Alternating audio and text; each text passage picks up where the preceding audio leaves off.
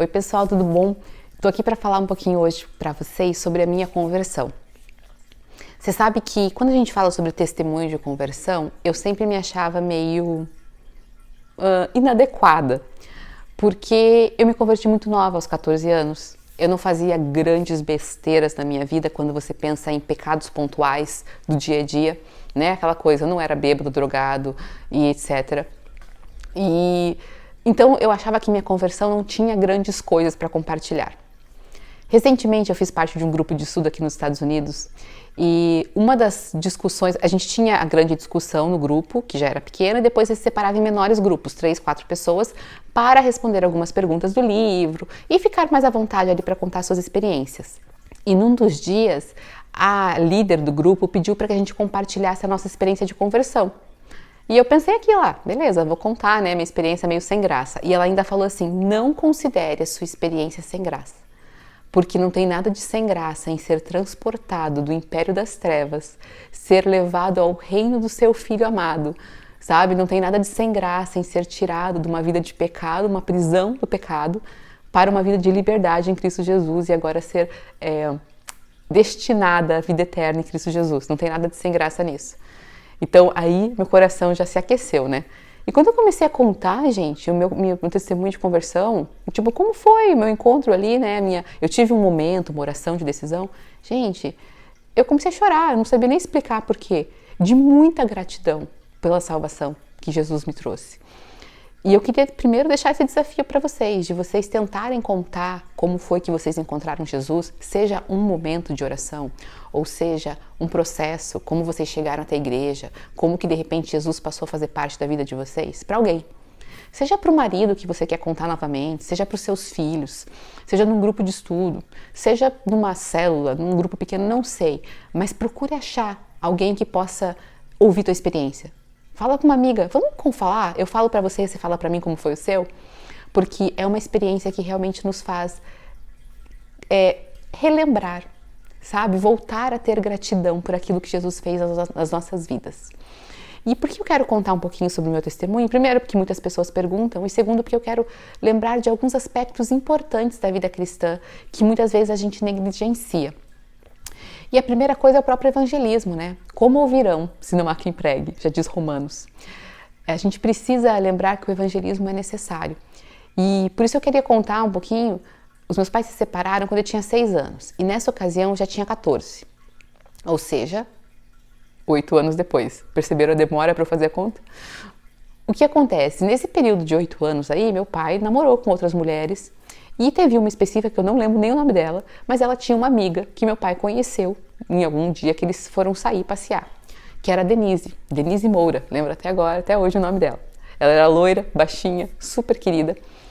E o que aconteceu? Um dia a Denise Moura encontrou meu pai, depois de muito tempo que ele já não estava mais namorando com a amiga deles em comum. E ela convidou meu pai para ir na igreja com ela. Não sei se primeiro convidou para ir no grupo pequeno, grupo familiar, que era o jeito que ele chamava na igreja, célula, grupo familiar, grupo pequeno, igreja nas casas, como você quiser chamar, mas lá, na minha época, era grupo familiar, naquela igreja específica. E o meu pai foi. E o meu pai ele sempre foi um homem que sempre buscou muito Deus, ele se envolveu com catolicismo, espiritismo, seixonoye, com tudo que você pode imaginar, ele ia atrás, porque ele queria buscar mais a Deus. Ele sempre teve um desejo de conhecer mais a Deus. A mesma coisa com a minha mãe. E quando ela convidou meu pai para ir para a igreja, meu pai também já tinha passado por várias situações de saúde muito delicada, e ele foi então, e ele me convidou. E eu fui nesse grupo pequeno então, para mim, como adolescente de 14 anos, era uma oportunidade de estar com o pai. Eu não tinha nenhuma rejeição a nenhum tipo de fé, ainda que naquela época, foi uma época que explodiu na televisão os escândalos da Igreja Universal, a gente via na televisão extorquir mesmo as pessoas em relação a dízimos e ofertas, uma supervalorização completamente antibíblica desse momento. A gente via também quando o pastor lá chutou uma Nossa Senhora Aparecida na televisão. Então, a gente tinha um pouco de receio dos crentes, a gente tinha um pouco de preconceito, porque a mídia estava passando isso. Mas eu não era muito influenciada, confesso, ainda que tivesse um pouco de preconceito, não era muito. Então meu pai me chamou para ir para a igreja e eu fui porque era uma oportunidade de estar com ele, né? Eu gostava de estar com meu pai.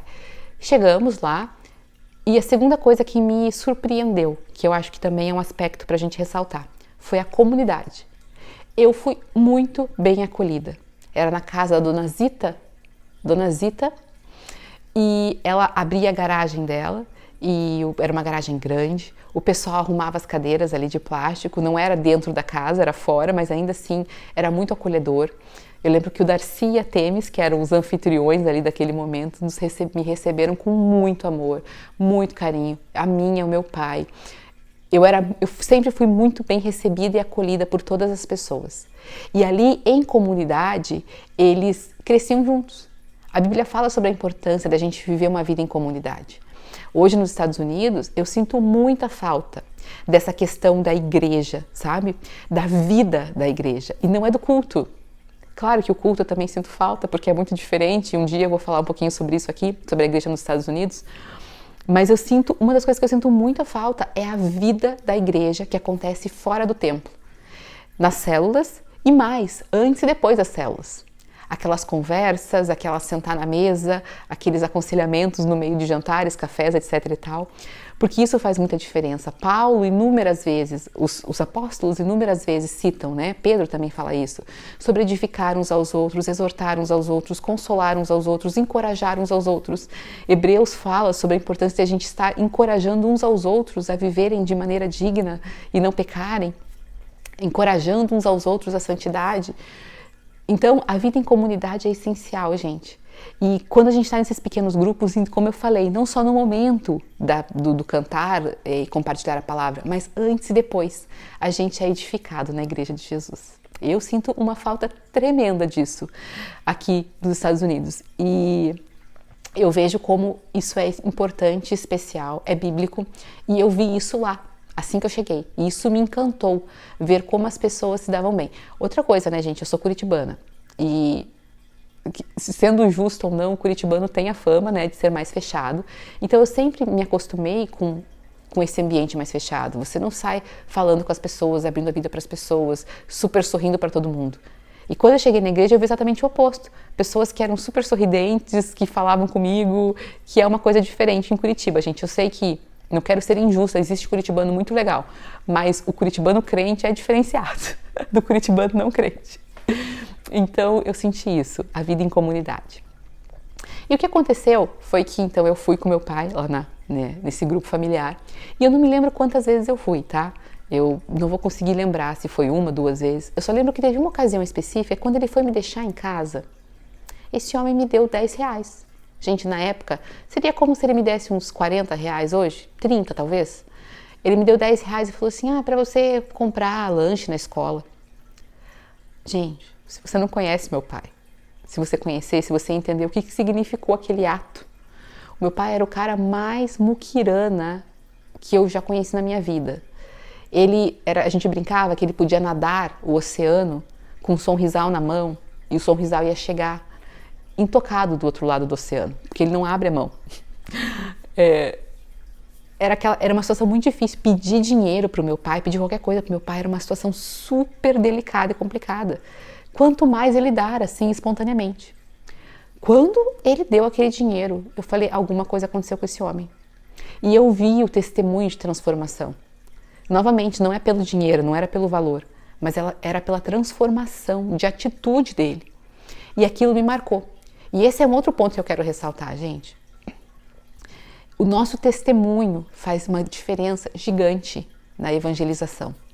A gente não tem ideia do quanto a nossa transformação de vida impacta as pessoas ao nosso redor. Mateus fala para nossas boas obras brilharem diante dos homens, para que assim essas pessoas glorifiquem o Pai que está no céu. Então a gente precisa levar a sério uma vida de santificação, não só porque agrada a Deus, e é claro que esse é o primeiro e mais importante motivo, mas porque essa vida de santificação também leva pessoas a Deus. E eu lembro que daí então ele me chamou para ir para a igreja, e chegando lá nos finalmente, né? E quando ele me chamou para ir para a igreja, eu chamei minha irmã também para ir junto comigo. E antes a gente ir, eu quero só contar um testemunho muito bacana, né? De como a ação do Espírito Santo nas nossas vidas é maravilhosa e também é o fio condutor desse processo de santificação e de conversão. Olha que curioso. As pessoas lá todo mundo tinha Bíblia. Então eu chegava no grupo, eu via todo mundo com Bíblia e eu não tinha Bíblia. E eu tinha um problema, eu não podia ter uma Bíblia. Primeiro porque eu não tinha dinheiro para comprar. A minha mãe estava passando por uma situação financeira caótica.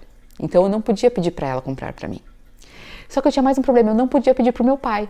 Porque você pensa assim, mas seu pai está querendo te converter? Pede uma Bíblia para ele que ele vai te dar. Não podia, por quê? Porque no ano anterior, ou 2 anos antes, ele tinha me dado uma Bíblia de presente de Natal. E essa Bíblia eu dei para minha mãe, porque a minha mãe se convertera 1 ano antes que eu. Então ela já estava indo na igreja, ela não tinha dinheiro para comprar uma Bíblia, eu dei a minha Bíblia para ela. Só que os meus pais se odiavam nessa época, desde que eles se separavam, eles se odiavam, era um caos, confusão, correria. Eu pensava, se eu falar para o meu pai que eu dei a minha Bíblia para minha mãe, ele vai surtar. Então eu não podia pedir para ele, eu não podia pedir para ela, eu não tinha o que fazer. E um dia eu lembro que eu cheguei depois do grupo familiar em casa, chegava em casa lá por umas 10 horas da noite, porque começava às 8, até tudo mais acontecer e tal. Cheguei em casa umas 10 horas e eu lembro que eu só sentei numa cadeira que tinha assim na minha casa e pensei, puxa vida, todo mundo tem uma Bíblia e eu não tenho. E eu só pensei assim comigo, eu não lembro se eu cheguei a falar em voz alta, mas eu lembro que eu tive esse momento de pensar sobre isso. E na semana seguinte, a Denise, bendita Denise, abençoada do Senhor Jesus, sensível à voz do Espírito Santo, me deu uma Bíblia. Gente, aquilo assim pra mim foi um cuidado de Deus, sabe? Tipo, Deus tá te ouvindo, Deus tá presente, Deus tá nisso, Ele se importa com você. Por quê? Porque, mais uma vez, essa pessoa que se importou em evangelizar foi uma pessoa que se importou em estar sensível ao Espírito Santo para ser usada por Ele para responder uma oração. Uma oração que nem tinha sido feita. Isso é muito emocionante, vocês perceberam, já que minha voz deu uma embargada, né? Tomar uma água para disfarçar. Então, daí aconteceu isso aí. E daí a gente foi para a igreja. Então, no primeiro culto, eu lembro que eu fiquei muito encantada pelas músicas. Já tinha, o padre Marcelo Rossi já tinha feito sucesso e a gente tinha inclusive o CD dele lá em casa. Então, às vezes a gente ouvia umas músicas de Jesus assim mais animadas. E ouvir as músicas de uma igreja evangélica, se sabe que geralmente é muito animado, é uma igreja pentecostal, né, pentecostal, carismática. Não sei como se caracterizaria aquela igreja que eu ia especificamente. Eu acho que mais para neopentecostal. Mas enfim, e a música era animada e aquilo me encantou como uma adolescente, eu vi outros adolescentes lá também. A palavra não tenho a menor ideia do que foi falado, mas eu também não achei ruim. Fui para casa e na semana seguinte a gente voltou e dessa vez a gente levou minha irmã junto. Eu acho que minha irmã foi só porque meu pai tinha dado dinheiro pra mim e ela ficou chocada com aquilo. Mais uma vez, o testemunho falando mais alto que as palavras. E ela foi. E nesse domingo também, não me lembro qual foi a palavra, não me lembro de nada. Eu só lembro que o pastor falou, se alguém ali queria entregar a vida para Jesus. E eu nem lembro exatamente qual foi a pergunta, eu só lembro que eu falei, a minha resposta é sim, eu preciso ir lá, faz todo sentido. Sabe? Eu não me senti coagida, pressionada. Eu simplesmente senti que eu precisava, gente. Como eu falei, eu nem sei qual era a pergunta, mas eu sei que minha resposta era sim. E eu e minha irmã fomos para frente, então nós fizemos oração de aceitar Jesus. O pastor Zeca, que era o pastor lá da minha igreja, que trabalhava com essa parte de consolidação das pessoas novas, fez oração comigo. Depois me ligou, inclusive naquela semana, ligou para conversar comigo com a minha irmã, para saber como que tinha sido, como que a gente estava, para se oferecer para orar por nós. E assim começou aí minha jornada de fé. Graças a Deus, o meu pai sempre nos levou à igreja, né, porque ele ia nos buscar, levar à igreja, levar de volta para casa. Ele sempre investiu muito, sabe, nas nossas vidas nesse aspecto. Tinha curso de batismo, ele nos chamou para ir junto. Tinha curso de introdução à vida cristã, a gente ia, fazia. Ele comprou apostila, ele pagou retiro para eu ir, retiro de adolescentes logo no ano seguinte. Enfim, e todo esse esforço aí coletivo, porque daí a igreja me acolheu, me apresentaram para os adolescentes, eu não me dei bem com os adolescentes na época, me apresentaram para os jovens, eu me dei super bem com os jovens, enfim, havia um esforço coletivo da comunidade para me integrar, sabe? E isso é uma coisa muito especial. Eu via esse esforço, ainda que, claro, tinha os adolescentes que, como eu falei, eu fui no retiro, eu entrei e saí do retiro sem fazer nenhuma amizade, porque os adolescentes, eles não se envolviam, então existiam as pessoas que não eram assim? Claro que existiam, mas a quantidade de pessoas que eram acolhedoras, que buscavam me integrar, era muito significativo. talvez não em quantidade, mas em qualidade da ação delas. E isso me impactou muito. Então, eu cantava no coral da escola, teve o coral da igreja, o meu pai conversou com o líder do coral para ver se eu podia fazer parte, e eu estava com vergonha, estava na dúvida, ele me ligou para falar, não, você vai se dar bem, a gente vai te ajudar. As pessoas eram todas adultas, eu era a única adolescente ali, eles me ensinavam sobre a palavra, eles me ensinavam com o exemplo deles. Então, tudo aquilo me integrou no corpo de Cristo. E eu fui crescendo, me desenvolvendo, é claro, com altos e baixos espirituais, infelizmente, um dia eu vou falar sobre eles também aqui, mas porque lá atrás alguém se importou de evangelizar, uma comunidade me acolheu, o testemunho visível do meu pai me impactou e eu pude então conhecer a Jesus e ter o início da minha caminhada cristã e da minha vida cristã. E assim foi, para quem tem curiosidade e para quem não se esqueça que nós temos um papel na evangelização de outros, na integração de outros na família da fé, que a gente possa assumir o nosso papel, sermos testemunhos vivos da obra de Deus e levarmos outros a conhecer a Jesus.